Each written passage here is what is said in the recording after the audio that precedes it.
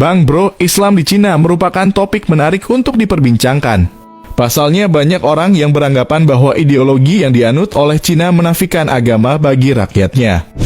Sedangkan Islam sebagai agama minoritas di Cina bisa dikatakan cukup berkembang, cukup pesat, dan menyebar di seluruh daratan Cina. Cina adalah rumah umat Muslim yang sangat tua.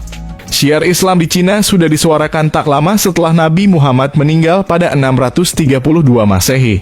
Tokoh yang membawa Islam ke Cina adalah Sa'ad bin Abi Waqqas atas perintah sahabat Nabi, Khalifah Utsman bin Affan. Menurut Iqbal Shafi dalam A Brief History of Muslims in China Institute of Strategic Studies Islamabad, 1983. Kedatangan delegasi itu membuat penduduk Cina bersentuhan dengan syiar-syiar Islam untuk pertama kalinya. Bukti fisik dari penyebaran Islam di Cina pun ada, yakni dua masjid kuno di Kanton, Guangtashe dan Chailinshe. Keduanya adalah masjid tertua di Cina, konon pertama dibangun di luar kawasan Arab. Singkat cerita, terbukanya jalur perdagangan lewat berbagai moda transportasi membuat Islam kemudian berkembang di negeri tirai bambu. Meskipun proses Islamisasi tak membuat agama ini dianut mayoritas penduduk. Mengacu pada data Council of Foreign Relations tahun 2020, Islam menempati urutan 7 dalam daftar agama yang dianut penduduk.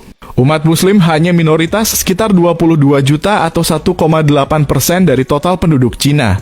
Hak istimewa etnis minoritas Muslim di Cina adalah salah satu bagian populasi minoritas yang terdiri dari berbagai etnis.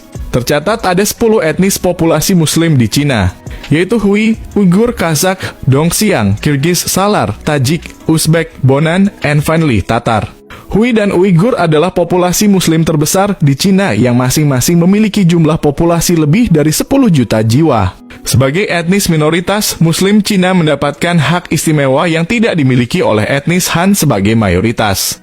Sebelum kebijakan One Child Policy direvisi pada 2016, Muslim Cina sebagai etnis minoritas mendapat pengecualian dan diperbolehkan memiliki lebih dari satu anak.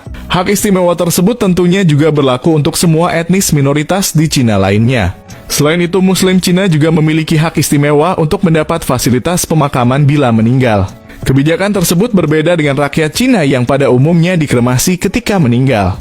Di sebagian masjid di Cina seperti di Guangzhou dan Quanzhou, terdapat area pemakaman Muslim yang dirawat dan dilestarikan hingga sekarang. Dalam hal makanan, Muslim Cina mendapat prioritas untuk mendapatkan suplai makanan halal. Bahkan di Shanghai, sebuah kota metropolitan internasional di Cina, telah menetapkan regulasi untuk menjamin pasokan makanan halal bagi Muslim. Pabrik, sekolah, dan kantor pemerintah yang memiliki anggota Muslim diharuskan memiliki kantin Muslim. Tidak hanya di Shanghai, hampir semua kampus di Cina menyediakan kantin Muslim yang lokasinya terpisah dengan kantin non-Muslim. Kantin-kantin tersebut mayoritas dikelola oleh Muslim Cina dari etnis Hui dan Uighur yang menjajakan menu makanan halal khas daerah mereka.